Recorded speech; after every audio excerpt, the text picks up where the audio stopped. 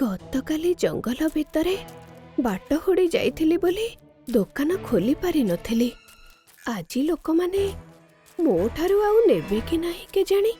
ହେ ପ୍ରଭୁ ଜଗନ୍ନାଥ, ଏବେ ତୁମେ ହିଁ ଭରସା ପ୍ରଭୁ। ମାଉସୀ ମତେ ଗୋଟେ ଘିଅ ଦୀପ ଦେ। ଆଉ ଏଇ ନେ ଆଜିର 2 ଅଣା, ଆଉ କାଲିର ଯୋଉ ବାକି ଥିଲା 2 ଅଣା। କାଲିର ବାକି 2 ଅଣା?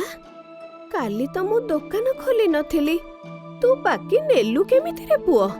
କି କଥା କହୁଛୁ ମାଉସୀ? କାଲି ତୁ ନିଜେ ପରା ଦୋକାନ ଖୋଲିଥିଲୁ, ଆଉ ମତେ ଗୋଟିଏ ଘିଅ ଦୀପ ବାକିରେ ଦେଇଥିଲୁ। କଣ ଯେ ତୁ ଭୁଲି ଯାଉଛୁ? ହଉ ନେ ତୋ ପଇସା ରଖ।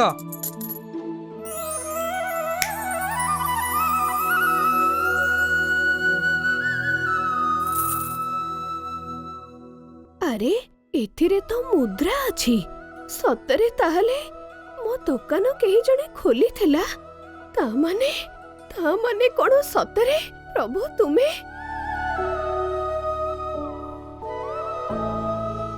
ଜୟ ଜଗନ୍ନାଥ, ଜୟ ଜଗନ୍ନାଥ।